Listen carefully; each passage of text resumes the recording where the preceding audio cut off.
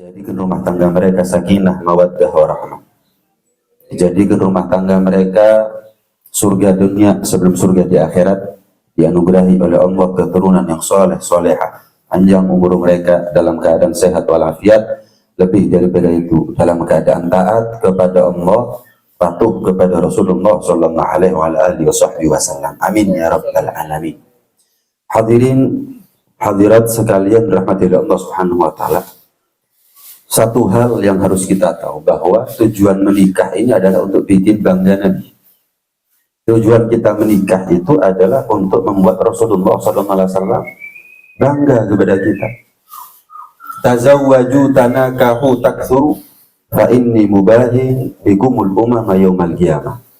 Rasulullah SAW bersabda, nikah, jangan sampai nggak nikah.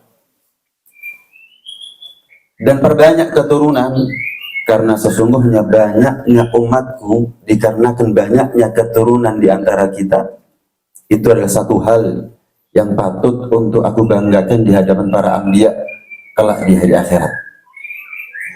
Dibahas oleh ulama, apakah sekedar banyaknya keturunan, banyaknya umat Nabi Muhammad yang bisa bikin bangga Nabi? Enggak. Umat yang baik, umat yang bertakwa, umat yang mukminin. Artinya, kapan kita menikah, tanggung jawab kita bukan hanya punya keturunan, tapi tanggung jawab kita adalah memperbaiki keturunan. Kalau kita bicara dengan bahasa memperbaiki keturunan, itu bukan hanya secara fisik sebetulnya, atau secara ekonomi misalkan. Enggak, yang lebih penting daripada itu adalah memperbaiki keturunan secara kualitas. Itu yang bisa membuat Rasulullah SAW bangga. Kalau Rasulullah bangga kepada anak-anak kita, karena ketakwaannya mereka, keimanan mereka, maka kita tidak akan dilupakan oleh Rasulullah SAW. Karena sejatinya mereka bisa begitu karena didikan kita. Karena kita yang menjadi mediatornya, fasilitatornya. Kita yang memodali mereka untuk pergi ke pesantren kah, ke madrasah kah, dan lain sebagainya, sampai mereka menjadi orang-orang yang bertakwa dan dibanggakan oleh Nabi SAW. Satu hal yang ingin saya sampaikan, menikah itu penting. Sementara kita sekarang berhadapan dengan satu paham, ya, bahwa menikah itu tidak lagi penting. Ya. Mereka dengan mengatakan hak asasi manusia. Saya katakan begini, hak asasi manusia itu bagaimana bisa dijunjung kalau manusianya bakal nggak ada. Maaf, kalau laki ketemu laki, perempuan suka sama perempuan, lama-lama punah nih manusia. Justru pernikahan itu menjunjung HAM. Kenapa? HAM tertinggi, hak asasi manusia tertinggi adalah nyawanya mereka atau keberadaan mereka di muka bumi, kelanggengan hidupnya mereka di muka bumi. Kalau laki ketemu laki, perempuan ketemu perempuan, justru itu membuyarkan maknanya HAM, karena suatu saat manusianya juga bakal hilang, manusianya bakal punah. Dan naluri manusia, kodrat sebagai manusia itu menikah, laki dengan perempuan. Binatang saja paham. Ya, ada binatang laki, jantan cari jantan, betina cari betina. Karena itu perlu ini disampaikan karena banyak, ya, ini satu faham yang harus betul-betul dilawan, ya, faham yang harus betul-betul dilawan. Dan kata Nabi apa? Kalau sudah menikah, perbanyak keturunan. Banyak sekarang laki perempuan yang menikah tapi dengan ikatan janji nggak mau punya anak. Ada sekarang, apa istilahnya itu dalam bahasa Inggris? No child, free child. Free child. Nggak mau punya anak, menikah ayo, tapi punya anak enggak. Padahal muslimah. Karena itu pahamkan betul anak-anak kita ini kalau mau sholat belajar, kita ini kalau mau apapun yang kita lakukan pasti kita pelajari. Wudhu, haji ada manasiknya. Tapi anak kita kalau menikah, kita ajarkan tidak kepada mereka. Pak, saya mau menikah, udah belajar belum nak? Ikutan sama seperti, Pak, saya mau pinjam mobilnya, udah bisa nyetir dong? Kalau nggak bisa nyetir, dikasih kunci sepeda motor atau mobil, ya tentu celaka nanti anaknya. Pak, Bu, saya mau menikah, izinkan, restukan saya untuk menikah. Belajar, kamu sholat belajar kok, badal hitungannya menit. Kamu puasa belajar, padahal hitungannya cuma sebulan. Kamu haji hitungannya 40 hari, umroh hitungannya cuma jam-jaman, 3 jam, 4 jam selesai umroh. Kamu belajar, ada manasiknya berhari-hari, kamu menikah ini seumur hidup. Maka kamu perlu untuk belajar. Tapi maaf, orang tua zaman sekarang kadang-kadang kalau orang anaknya mau menikah, laki misalkan anaknya, udah kerja belum? Berapa penghasilannya kamu? Tendensinya mulai dari awal sudah duniawi. Nah, belajar. Udah tahu hak dan kewajibannya suami, hak dan kewajibannya istri. Istri, anak perempuan kita mau menikah, kasih restu dengan syarat belajar. Agar dia tahu apa yang menjadi hak dan kewajibannya dia dan hak dan kewajibannya suaminya. Kalau enggak, sama seperti kita kasih kunci kendaraan tapi dia nggak bisa nyetir, bahaya. Ini yang perlu saya garis bawahi. Tazawwaju tanakahu taktsuru fa inni mubahin bikumul umama yaumal qiyamah. Nikah, jangan sampai nggak nikah, perbanyak keturunan, karena banyaknya keturunan yang kita didik mereka itu adalah menjadi satu modal kita dibanggakan oleh Rasulullah Shallallahu Alaihi Wasallam nanti ada di hari kiamat. Kemudian bicara tentang keturunan yang baik itu bukan diproses setelah punya keturunan, mulai dari sebelum menikah harus berproses. Kepingin punya keturunan yang baik, maka pasangan kita ini diupayakan untuk menjadi orang baik. Rasulullah SAW bersabda, takhayyaru linutafikum fa innal irqa dassas. Selektiflah kalian terhadap siapa kalian akan menitipkan benihnya kalian bagi laki-laki. Atau dari siapa kalian akan menerima titipan benih jika dia adalah seorang perempuan. Kenapa? Karena faktor genetik ini berpengaruh tapi halus. Berpengaruh tapi halus. Saya kasih gambaran. Misal Anda yang laki punya uang 100 juta. Punya uang 100 juta. Anda mau titip uang 100 juta ini apakah ke semua orang? Ataukah kita pilih-pilih? Kira-kira uang 100 juta ini saya titip sama siapa ya? Kalau titip sama semua orang, ya bisa hilang uangnya kita. Pokoknya ketemu orang titip ya 100 juta. Ya, pasti kita pilih-pilih uang 100 juta ini harus saya titipin kepada orang yang jujur, yang amanat. Maka ketahuilah, di dalam diri kita laki-laki, di dalam tulang sulbi kita sebagai laki-laki, ada benih yang itu nilainya lebih mahal daripada dunia beserta isinya. Maka Anda titipkan kepada siapa itu benih, harus selektif untuk memperbaiki keturunan secara kualitas. Atau perempuan, Anda kalau punya uang 100 juta, ada orang datang mau pinjam uang 100 juta, apa semua orang datang pinjam? Kasih. Pasti Anda lihat dulu, ini orang mau pinjam uang 100 juta, kerjanya apa, penghasilannya kira-kira berapa, siapa dia, jujur atau enggak. Nanti dipinjami, ditagih marah-marah malah. Nih. Kita selektif untuk meminjamkan uang 100 juta kepada siapa. Maka ketahuilah, wahai perempuan, ya, di dalam tubuh Anda ada rahim yang nilainya rahim itu jauh lebih mahal dibanding dunia beserta isinya. Maka ada seorang laki-laki yang datang meminang putri Anda untuk meminjam rahimnya selama 9 bulan 10 hari. Selektif. Jangan sampai pokok tampang, pokok kaya, punya jabatan, terima. Tapi ternyata secara kualitas keturunan kita tidak lebih baik daripada orang tuanya. Keturunan kita tidak lebih baik kualitasnya daripada kita orang tuanya. Ya. Ini yang pertama. Yang kedua, kita ini kalau ingin punya rumah tangga sakinah, mawaddah, warahmah, maka nggak ada kiblat bagi kita kecuali Rasulullah SAW. Permasalahannya anak-anak kita ini lebih kenal orang lain daripada Rasulullah SAW.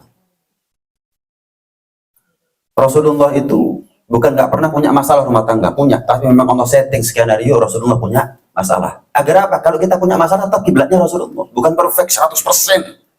Mulai dari menikah sampai beliau meninggal, nggak ada masalah sama sekali rumah tangganya. Ada.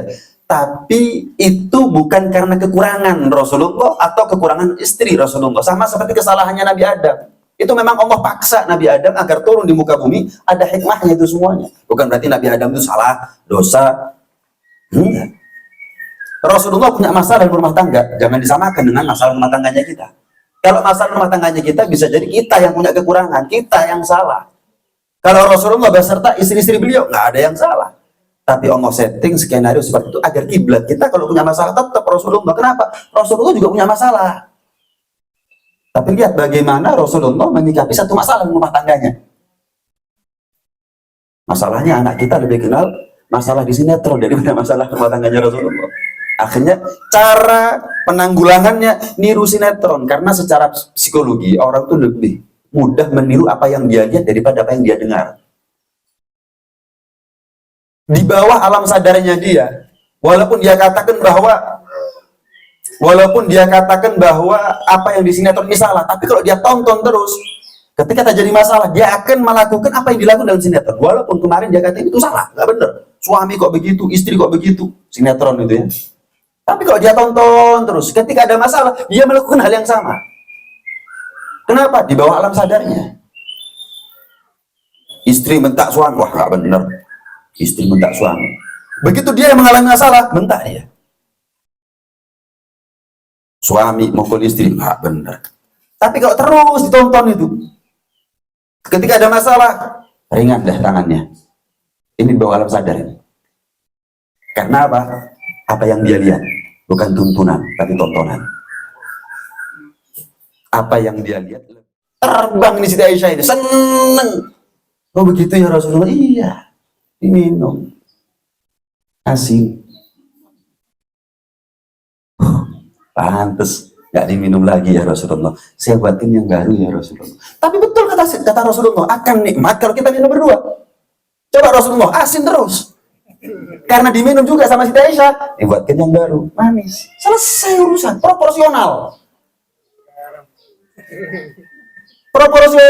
Menghadapi masalah kecil itu masalah kecil, bukan prinsip sama sekali, masalah duniawi. Kalau kiblatnya sinetron udah pecah itu gelas, bukan ganti yang manis, gelasnya nggak ada. Aku ini pulang kerja bikin ya teh aja nggak becus. Rasulullah pulang jihad. Kamu pulang kerja berapa jam? Rasulullah jihad bukan pagi berangkat, sore udah pulang 8 jam. Di gambaran ya. Ini bukan modal istri untuk marahi suaminya. Bapak ini bapak, bukan. Intinya mau yang perempuan, mau yang laki, kiblatnya rumah tangganya adalah Rasulullah SAW. Pernah sekali waktu Allah nikmat, kalau bahasa Rasulullah ini nikmat. Pernah sekali waktu Rasulullah pulang jihad. Pulang dari jihad ke kota Madinah, sampai kota Madinah, beliau sholat sunnah di Masjid Nabawi. Sholat sunnah gudum minas safar, 2 rakaat sholat sunnah datang dari bepergian. Setelah itu tengah malam memang Rasulullah datang. Ketika akan ketuk pintu rumah Siti Aisyah, mikir Rasulullah ini, kesian Aisyah ini. Kalau sudah tengah malam seperti ini aku ketuk pintunya, dia pasti capek, payah. Sementara Siti Aisyah di dalam nunggu, udah dengar kabar bahwa Rasulullah beserta sahabat pulang hari ini, tapi nggak sampai-sampai ya. Tengah malam, ngantuk Siti Aisyah, nggak kuat. Kalau aku tidur, Rasulullah ketuk pintu, betapa memalukannya aku. Istri apa ini? Suaminya ketuk pintu nggak dengar. Tapi mata sudah nggak kuat Siti Aisyah, maka Siti Aisyah tidur di balik pintu arah ke dalam. Rasulullah tidur di balik pintu yang arah keluar. Saling menghargai perasaan satu sama lain. Tidur di balik pintu arah ke dalam. Siti Aisyah tujuannya apa? Kalaupun aku tidur, insya Allah Rasulullah ketuk pintu aku masih dengar. Tapi kalau tidur di kamar khawatir tidak dengar. Khairukum li ahlihi wa ana khairukum li ahli. Yang paling baik di antara kalian adalah yang paling baik kepada istrinya, kepada keluarganya. Dan ketahuilah aku Rasulullah orang yang paling baik kepada keluargaku. Ma akraman nisa illa karim wa ma ahanahunna illa laim. Tidak Tidak ada yang memuliakan perempuan kecuali dia yang mulia, dan tidak ada laki-laki yang merendahkan harkat martabat perempuan kecuali dia justru menjadi orang yang biadab. Laim itu kalimat kasar, tapi Rasulullah sampai hati menyampaikannya. Bukan kasar berarti ngawur ya, artinya penegasan daripada Rasulullah. Laim, laki-laki yang menyepelekan dan merendahkan harkat martabat perempuan itu laki-laki biadab, kata Nabi. Tujuannya adalah apa? Suami jangan gampang-gampang merendahkan harkat martabat seorang istri.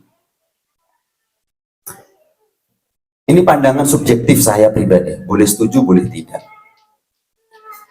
Istri menjadi suami itu bisa, tapi suami menjadi istri itu nggak bisa. Ini subjektif ya, Anda punya pengalaman masing-masing. Artinya begini, misal istri saya nggak ada, terus saya disuruh ngerawat anak saya dengan kesibukan saya nggak ampun. Tengah malam buang air, terus nyewoi, tengah malam nangis, nyusoni, terus saya nggak mampu itu bekerja ya, wah nggak mampu. Tapi single parent ini kan bisa jadi laki-laki nggak punya istri punya anak, bisa juga perempuan nggak punya suami punya anak, single parent kan bisa dua-duanya ya. Tapi yang melekat single parent ini berarti apa? Laki apa perempuan? Loh, kenapa kok bukan laki-laki nggak sebut single parent? Ini ada maknanya sebetulnya, ada maksudnya. Single parent kenapa lebih identik kepada perempuan? Karena perempuan itu bisa menjadi dua-duanya. Iya, orang tua sebagai bapak bisa, sebagai ibu bisa. Tapi bapak sebagai ibu nggak bisa. Bukan karena nggak bisa hamil, nggak bisa menyusui, ya, nggak bisa melahirkan, bukan itu. Tapi dalam konteks yang lebih luas. Untuk bayangkan Anda pulang, wah berat. Kalau saya pribadi begitu, ini subjektif. Orang boleh tidak sama dalam hal ini, karena ini bukan hadis atau apa. Nah, Sayyidina Umar bin Khattab, murid terbaik Rasulullah SAW setelah Sayyidina Abu Bakar. Sayyidina Umar itu ketika itu sebagai khalifah. Ada satu di antara rakyatnya Sayyidina Umar itu punya istri cerewet luar biasa. Cerewet luar biasa.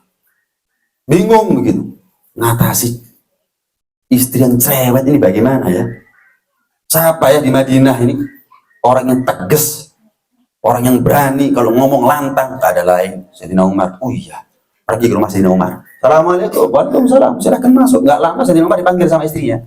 Rumah Sayyidina Umar itu kecil, jadi ngomong di dalam, di luar keluar, ruang tamu keluar. Ternyata Sayyidina Umar punya istri lebih cerewet daripada istrinya. Ah, cocok ini, nggak perlu sambat. Tinggal tunggu responnya Sayyidina Umar, itu yang akan saya lakukan. Seketika saya pulang ke rumah, Sayyidina Umar diem, cepet, enggak. Enggak. Diam dengerin. Wah, ledek. Mulia wis. Percuma saya nggak ada jawaban kalau seperti ini. Pulang, keluar Sayyidina Umar, mana kamu tadi itu? Masuk salam, pulang kok nggak pakai salam, nggak pakai. Dibuka, panggil, marah Sayyidina Umar. Apa-apaan kamu ini? Diajarkan siapa kamu ini? Datang masuk pakai salam, pulang nggak pakai pamit. Enggak, saya datang ke sini ada tujuannya, ada hajat. Apa hajatnya kamu? Istri saya cerewet bertahun-tahun, saya nggak berani ngelawan. Kalau sudah istri saya marah, saya nggak berani. Kutuk kalau orang Jawa bilang. Saya ingin menjadi suami yang laki. Maka saya datang ke sini mau tanya sama Anda. Mau tanya sama Anda gimana cara menjadi laki. Anda kan lantang, keras, tegas. Tapi ternyata belum saya cerita sudah dapat jawabannya. Anda dimarahi habis sama istri Anda, diem. Ya salah alamat. Ini bukan dokternya berarti. Bukan dokternya. Nggak lama putra Sayyidina Umar namanya Abdullah. Bawa nampan. Ada minuman, ada roti. Tamuku aku mau tanya. Ini siapa ini? Abdullah. Yang apa ya? Yang mengandung Abdullah 9 bulan 10 hari siapa? Umar apa istrinya Umar? Istrinya Umar. Yang melahirkan Umar apa istrinya Umar? Istrinya Umar. Kalau saya nggak ada bela Rasulullah dakwah yang sama Abdullah ini, Umar apa istrinya Umar? Yang didik, yang ini, yang ya istrinya Umar. Tapi anaknya siapa? Anaknya Umar. Sing soro istrinya Umar, tapi bin Umar. Nih roti dulu kan pesen, giling dulu, ditumbuk dulu itu gandum. Nih roti, gandum yang numbuk siapa? Yang giling siapa? Yang masak siapa? Yang ini istrinya Umar, istrinya Umar. Yang makan siapa sekarang? Umar. Nih baju, kamu lihat saya sekarang bersih apa enggak? Bersih. Wangi apa enggak? Wangi. Rapi tidak? Rapi. Yang bersihkan siapa? Umar apa istrinya Umar? Istrinya Umar. Yang nyetrika siapa? Yang ini siapa? Istrinya Umar. Yang make siapa? Yang ganteng siapa? Umar. Ini rumah bersih tidak? Bersih. Rumahnya siapa ini? Rumahnya Umar. Yang bersihkan siapa? Istrinya Umar. Istrinya Umar jam-jaman, bulan-bulanan, tahun-tahunan capek. Masa saya bondo kuping untuk capek dengarkan omelannya istri yang mungkin 5 menit, 10 menit. Saya nggak bisa. Ini bukan dalil loh Bu ya. Pulang jangan tambah ngomel sama suaminya. Ya. Ini untuk menghadapi sesuatu proporsional gitu. Permasalahan prinsip, anggap prinsip. Kalau urusan syariat tegas. Orang sekarang enggak. Keliru bikin kopi teh ngamuk, istrinya buka aurat nggak ngamuk suaminya. Istrinya nggak sholat nggak ngamuk, rumahnya kotor ngamuk, tapi istrinya rasa-rasa nonggo sampai petan-petan nggak ngamuk suaminya.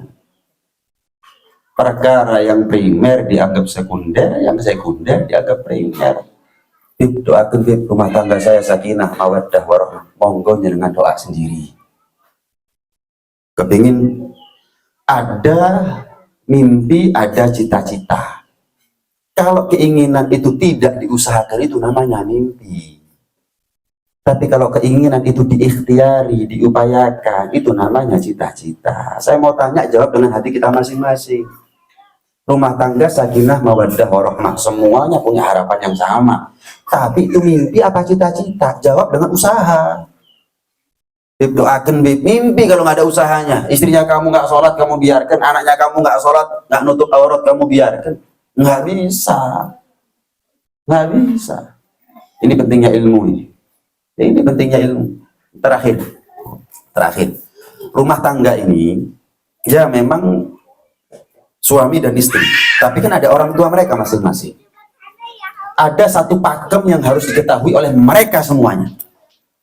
Suaminya dan orang tuanya, istrinya dan orang tuanya.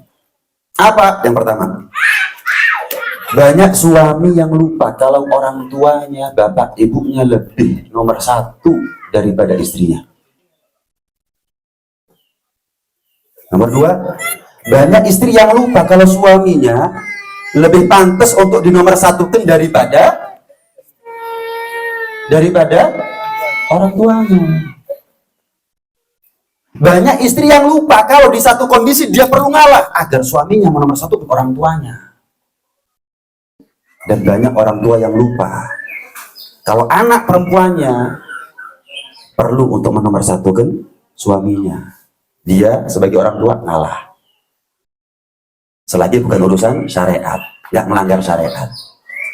Suami banyak yang lupa kalau orang tuanya lebih nomor 1 daripada istrinya. Kalau ini dilanggar, istri nomor 1 daripada orang tuanya, hati-hati nasibnya bisa seperti Alqamah yang hampir mati su'ul khotimah gara-gara nomor 1 istri daripada ibunya, sampai ibunya nyaris gak ngasih maaf. Sahabat Nabi, peluk cium tubuh Nabi, jihad bareng Nabi, sholat di belakang Nabi. Alqamah bukan sembarang sahabat yang soleh, nyaris meninggal su'ul khotimah. Nyaris. Siapa kita dibandingkan sahabat? Istri harus menomorsatukan suaminya. Yang dia prioritaskan adalah suaminya. Jangan banyak kiblat. Suami saya kiblat, bapak ibu saya kiblat. Nanti dulu. Untuk urusan rumah tangga, kiblatnya kamu adalah suami. Kalau kamu apa katanya orang tua ya suamiku ya. Apa katanya orang tua ya suamiku ya. maka ada timbul perasaan, loh saya sebagai suami kok nggak diregali, saya sebagai nahkoden kok nggak dianggap. Itu bisa jadi masalah. Istri kalau nggak mau ngalah, kadang-kadang istri justru menempatkan suami dalam posisi yang dilematis. Pilih aku atau orang tuamu? Wah, hancur rumah tangga. Seharusnya apa? Ngalah. Kenapa? Memang dia lebih pantas nomor satu bapak ibunya daripada aku. Ngalah. Begitu juga dengan orang tua. Pilih suamimu, anakku, atau pilih kami orang tuamu. Dilematis, terpojok, bingung. Orang tua harus sadar, ini anak perempuanku lebih pantas nomor satu kan suaminya. Kami ngalah aja sudah. Ayah, bu, suami bilang A, tapi ayah ibu bilang B. Oh, ya nurut anak. A itu nggak melanggar syariat, nggak apa-apa. Kalau ada apa-apa sama rumah tangganya kamu, itu tanggung jawabnya suaminya kamu, bukan tanggung jawabnya kami lagi. Udah. Dosanya kamu nak, bukan lagi dosanya kami, bapak ibumu, dosanya suamimu. Maka sekarang mulai detik ini ketika saya terima nikahnya fulana binti fulan dengan mahar, kamu sudah bukan lagi tanggung jawabnya kami bapak ibu. Kami rela, kami yang mengandung kamu, kami yang mendidik kamu, kami yang memberikan segala-galanya betul. Tapi semenjak ada laki-laki yang baik yang bisa menjadi orang tua sekaligus buat kamu, kami rela. Dosanya kamu, dosanya dia, bukan dosanya kami. Maka kamu lebih pantas untuk nomor satu kan dia. Kenapa? Mulai detik ini orang yang paling tanggung jawab dunia akhiratnya kamu, tuh batinnya kamu, suaminya kamu. Orang tua yang bijak. Orang tua yang bijak. Sebagai penutup satu cerita. Iblis itu bukan hanya iblis itu dapat laporan dari anak buahnya. Bos, saya berhasil membuat anaknya Adam, cucunya Adam ini nggak sholat, bagus. Bos, saya berhasil membuat anak cucunya Adam ini nggak nutup aurat, bagus. Direspon bagus tapi dingin biasa, bagus lanjut. Tapi begitu ada satu orang, satu anak buahnya iblis, bos saya berhasil membuat anak cucunya Adam cerai. Saksikan ya, saksikan. Ini orang yang paling baik di antara kalian. Ini sebaik-baik pasukanku ini. Kenapa? Karena pahalanya menikah ini seumur hidup. Makanya orang kalau mau menikahnya ada aja fitnahnya. Nah, ya, sebelum menikah pacaran, fitnah. Begitu mau menikah, gimana caranya pisah? Jangan sampai jadi. Itu setan. Pacaran itu dari fitnahnya setan. Kemudian mau menikah justru ada aja. Singkat cerita, bagus. Ini murid terbaikku ya ini. Berhasil membuat anak cucu Adam pisah. Berarti kalau ada manusia, tapi dia menjadi sebab perceraian orang lain, maka dia bangsa manusia yang menjadi sebaik-baiknya pasukan iblis, termasuk orang tuanya. Kalau orang tuanya memposisikan anak-anaknya dalam posisi yang dilematis, milih aku apa bojomu. Jadi selagi bukan urusan syariat, selagi bukan urusan syariat, anak perempuannya mau dibawa oleh suaminya keluar kota atau keluar pulau, bahkan keluar negeri. Kenapa? Kerja. Orang tua jangan gandoli. Ini contoh saja. Enggak iso kan kudu gini. Suami saya milih bojomu milih aku. Waduh, gimana perasaannya anak perempuan kita kalau gitu? Bingung. Cerai akhirnya mereka. Namanya disuruh milih, milih orang tua. Cerai. Ini orang tua. Bangsa manusia, tapi menjadi sebaik-baiknya pasukan iblis. Waliyadzubillah min dzalik. Jadi yang perlu belajar ini bukan hanya yang mau menikah, orang tuanya perlu belajar. Kecuali kalau kita ini mertua sekelas Sayyidina Abu Bakar, Sayyidina Umar, yang menjadi mertuanya Nabi nggak perlu belajar, karena muridnya langsung Rasulullah sudah.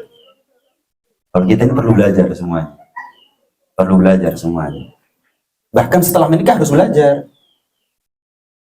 Kita ini sholat setiap hari, sehari 5 kali, tapi sampai sekarang masih ada masalah loh. Kalau begini hukumnya gimana ya? Masih ada timbul pertanyaan. Berarti sampai sekarang kita masih perlu belajar tentang sholat yang sehari 5 kali. Jangan kalau mau kawin belajar, setelah kawin nggak belajar lagi. Belajar. Apa yang saya sampaikan ini mungkin setengah jam nggak cukup untuk menggambarkan secara utuh bagaimana Islam ya Islam ini kan sempurna. Urusan rumah tangga juga diajarkan di situ. Perfect. Maka ya harus kita pelajari. Jangan belajar setengah jam untuk bekal seumur hidup. Nggak cukup. Nggak cukup. Harus belajar. Baik yang mau menikah, yang belum menikah, yang sudah menikah, sama-sama perlu belajar. Belajar terus. Ini pengajian nggak bisa. Cuman hanya karena mau menikah terus belajar, nggak bisa. Suami istri harus belajar.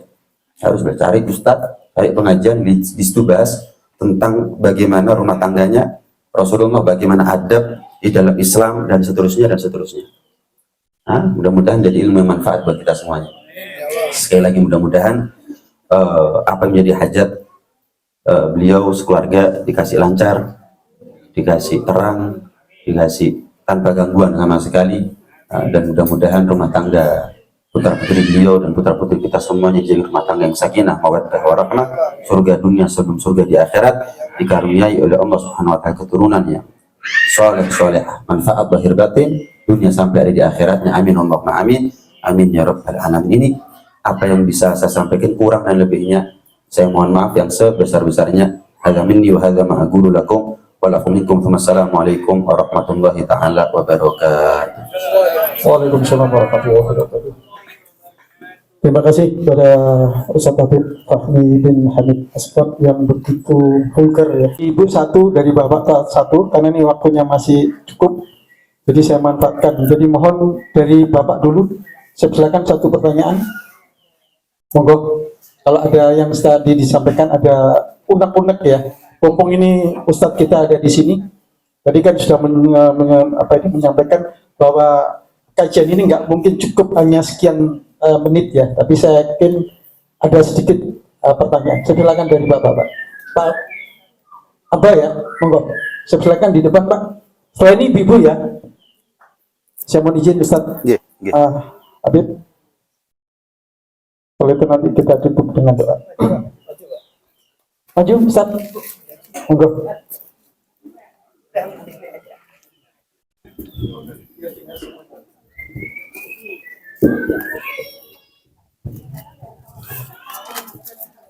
Assalamualaikum warahmatullahi wabarakatuh.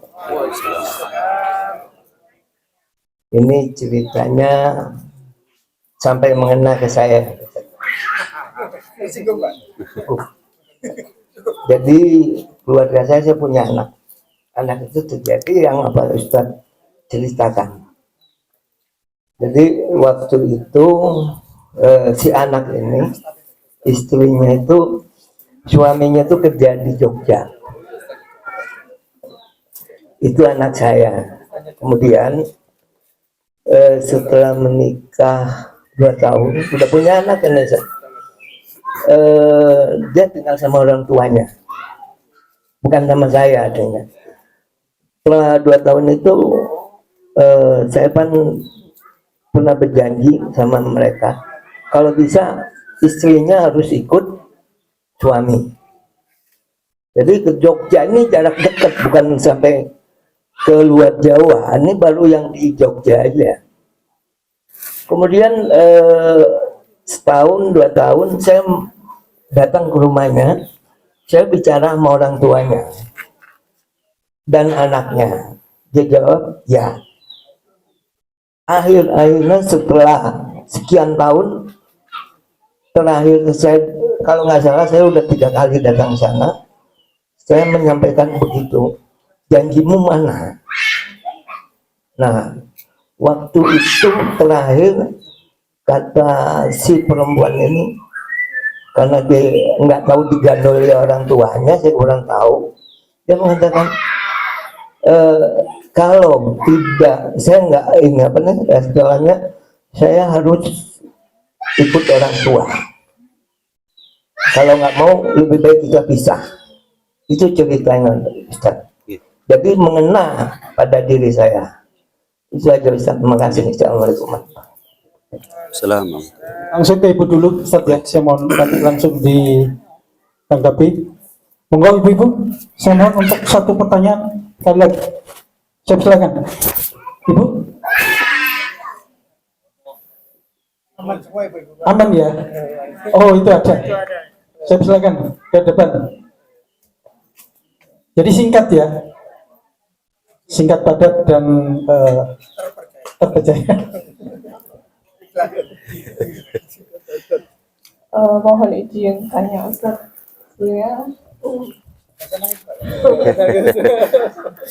Sebenarnya saya mau menikah, terus saya itu sebenarnya mau memberikan saran untuk kami bahwa karena orang tua saya itu sendiri Ustaz, jadi sama sendiri, sementara saya itu anak pertama yang apa tuh namanya apa-apa saya gitu loh. Terus saya memberi syarat ke suami bahwa nanti setelah menikah suami ikut saya gitu. Tapi setelah pertama calon suami mengiyakan semuanya, maksudnya iya, maksudnya itu apakah saya salah atau gimana gitu. Siap.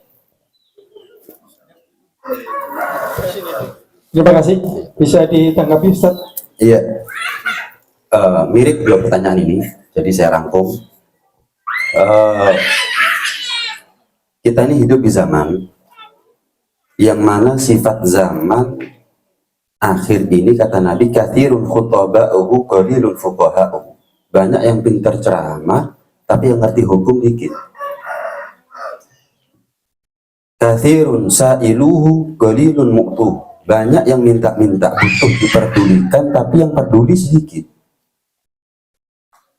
Maka kata Nabi, kalau ketemu zaman seperti itu, kata Nabi apa? Al-ilmu fihi khairun minal amal. Ilmu itu lebih baik daripada amal. Saya mau tanya, menikahnya amal apa bukan? Amal. Tapi berilmu tentang menikah itu lebih baik daripada amalnya.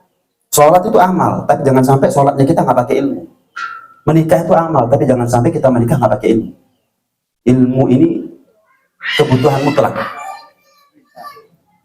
Man arada dunya fa'alih bil ilm, kata Imam Syafi'i. Siapa yang kepingin senang dunianya butuh sama ilmu. Rumah tangga yang kepingin senang, siapa nggak kepingin senang? Kita sebagai suami kepingin senang no, istri kepingin senang no, suami, orang tua kepingin senang no, anak-anak kepingin senang. Suami, istri, orang tua, anak belajar. Bukan kawin itu hanya pelampiasan nafsu semata, hewan juga begitu. Tapi kita sebagai manusia yang dikaruniai akal, maka manfaatkan ini akal.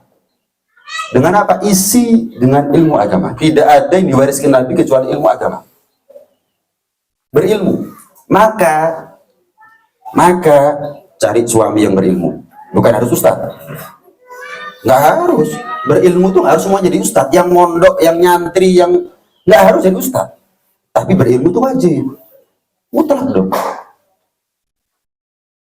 Masa kita ini sebagai istri, sebagai perempuan mau gandol, ya nunut sama sopir yang nggak bisa nyetir. Cari imam bukan hanya slogan, cari imam yang betul-betul jadi imam. Bukan hanya dalam sholat, sampai surga. Suami juga begitu, saya harus cari partner. Pilot itu punya co-pilot. Co-pilot juga ngerti urusan pilot. Cuman mungkin beda jam terbang, beda pengalaman saja. Dia sementara jadi co-pilot. Tapi ada, jadi sangat membantu. Ilmu bukan hanya kewajiban suami. Istri juga, saya cari istri yang berilmu. Kenapa? Jangan sampai ilmunya saya buyar gara-gara istri saya nggak berilmu. Nggak menunjang, nggak membantu, tapi ngeribui malahan. Padahal tujuannya baik, syariat ini. Kalau insya Allah suaminya berilmu, istrinya berilmu, mereka dari orang tua yang berilmu. Dari orang tua yang berilmu, ngerti agama. Ya, tapi kalau suaminya nul, istrinya nul, insya Allah orang tuanya juga nul. Ketika rumah tangga nggak ngerti hak dan kewajibannya masing-masing, milih aku, milih bojomu, selesai. Itu keluar dari logikanya mereka, keluar dari perasaannya mereka. Tidak pakai lagi standar yang namanya ilmu. Nggak ada. Jadi intinya di sini adalah ilmu. Baik. Adapun pertanyaan lebih spesifik, pernah diceritakan di zaman Rasulullah SAW. Tapi ini berat. Artinya begini, ada seorang istri yang ditinggal sama suaminya. Suaminya ngomong, istriku, aku pergi kerja. Keluar, jangan keluar rumah tanpa izin. Zaman Nabi ini. Jangan keluar rumah selagi belum dapat izin sebelum aku pulang. Siap. Pikir nggak ada apa-apa. Bertahun-tahun juga begitu. Nggak keluar rumah sampai suaminya pulang. Nggak taunya pas suaminya pergi, orang tuanya sakit, bapaknya sakit. Didatangi sama saudara, kamu nggak jenguk, suamiku ngelarang aku untuk pulang. Tapi orang tuamu, aku nggak berani. Tidak pernah ada hadis yang mengatakan kalau perlu anak sujud sama orang tuanya, tapi istri kalau perlu sujud sama suaminya ada. Ya kan? Bukan berarti anak nggak boleh cium kaki orang tua ya. Cuman Nabi nggak pernah bilang itu, anak cium kaki orang tua enggak. Tapi istri kalau boleh sujud makhluk kepada makhluk, istri sujud kepada suami. Aku nggak berani. Pulang saudaranya ini, dapat berapa hari, datang lagi, semakin keras, semakin kritis ini bapak. Suamiku belum pulang. Kalau sekarang kita enak main telepon selesai, zaman itu nggak bisa. Sampai meninggal, sampai dikubur, belas nggak belok. Baru datang suaminya, dikisahkan semuanya. Tanya si suami kepada Rasulullah, ya Rasulullah, dia melakukan itu karena taatnya dia kepada aku sebagai suaminya. Ketahuilah, ayah dari istrimu itu mendapatkan ampunan karena kepatuhan istrimu kepada kamu sebagai suami. Nih, tapi sebagai suami yang bijaksana, bukan mentang-mentang aku bojomu. Suami yang bijaksana itu juga suami yang mau ngalah juga. Jangan sampai suami menjadi sebab keretakan hubungan antara anak dengan orang tuanya juga. Suami jangan sampai menjadi sebab keretakan keharmonisan antara anak perempuannya dengan suaminya atau suami dengan istrinya. Harus bijaksana. Suami juga harus bijaksana. Apalagi kalau orang tuanya sendirian. Tapi kalau bicara kewajiban, istri wajib nurut suami dalam hal ini. Tapi suami, apalagi kalau orang tuanya sendirian butuh sama anaknya, perempuannya, istrinya, ya ngalah. Kalau perlu ada jarak sebentar nggak ada masalah. Lu saya di luar kota, Ustaz. Di luar kota mana? Pulang sebulan sekali. Pulang seminggu sekali kalau dekat. Jadi kamu misalkan di mana, biarkan istrimu merawat ibunya. Selesai. Baru setelah itu, kalau kamu ada keperluan, pulang. Seminggu sekali, 2 minggu sekali, sebulan sekali. Itu bijaksana. Ini kan nggak ngerti persis ya. Jadi jawaban umumnya, globalnya begitu. Walaupun namanya menikah ini kondisional betul. Ya, tapi yang jelas kalau ada ilmunya ada pakem. Relnya itu jelas. Kapan kita keluar rel kita tahu. Kenapa? Kita tahu ini relnya. Tapi kalau kita nggak tahu relnya, keluar rel kita nggak sadar keluar rel. Salah kita nggak ngerti salah. Karena kita nggak tahu yang benar. Kita nggak tahu yang benar. Nggak semua yang mengkilap itu intan. Nggak semua yang mengkilap itu permata. Yang tahu yang mengkilap itu intan, permata, ya ahlinya. Maka kalau kita nggak punya ilmunya, segala yang mengkilap dipikir berlian, dijual harga mahal, ternyata imitasi. Sama. Kalau kita nggak punya ilmunya, kita salah nggak ngerti salahnya. Karena itu nggak bisa. Harus belajar tentang rumah tangga ini. Siapapun kita, suami, istri, orang tua, mertua, harus belajar dan sampai meninggal. Kita belajar sholat sampai meninggal. Sholat aja, hitungannya menit sampai sekarang masih gini. Gimana hukumnya? Kalau begitu gimana hukumnya? Sampai sekarang masih ada aja masalah. Sampai sekarang masih ada aja pertanyaan-pertanyaan. Apalagi urusan rumah tangga yang setiap hari kita lakukan. Pasti itu sudah. Nah, karena itu dengan Pak Bu yang anaknya belum menikah, masih lama belajarnya mulai sekarang. Jangan mau menikah baru belajar. Nggak bisa instan, belajarnya mulai sekarang. Baru ini dikatakan cita-citanya punya rumah tangga yang sakinah mawaddah warahmah. Wallahu a'lam. Mohon maaf ini kalau ada salah dalam ucapan, salah dalam perilaku dan lain sebagainya, saya mohon maaf.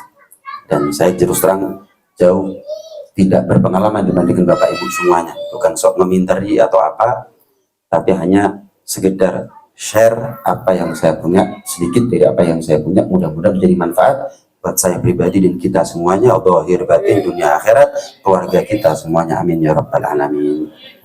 Terima kasih Ustaz. Tanggapan dari kedua penanya tadi, kalian ditutup dengan doa Ustaz.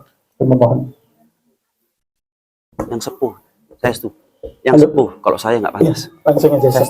Yang sepuh, kalau saya yang paling anu, saya setuju. Bismillahirrahmanirrahim. Alhamdulillahirabbil alamin. Allahumma shalli wa sallim ala sayyidina Muhammad wa ala ali sayyidina Muhammad bi niyyatil futuh al manuh ar-rusukh salahil qalb wal jasad war ruh wa bi niyyah tamam khulusul ma'mud wa bi haqqil fatihah bi sirril fatihah wa bi haqqi man unzilat alaihi al-fatihah taftah lana bi kulli khair wa anta ja'alna min ahli al-khair wa tu'amilna mu'amalatak li ahli al-khair ya wali kulli khair wa dafi kulli kusin wa dar. Allahumma ya man waffaqa ahli al-khair lil khair wa anhum alaih wa fiqna lil khair wa inna alaih برحمتك يا ارحم الراحمين واكرام الاكرمين. صلى الله على سيدنا محمد وعلى اله وصحبه وسلم. الحمد لله رب العالمين. الفاتحه. اعوذ بالله الرحمن الرحيم.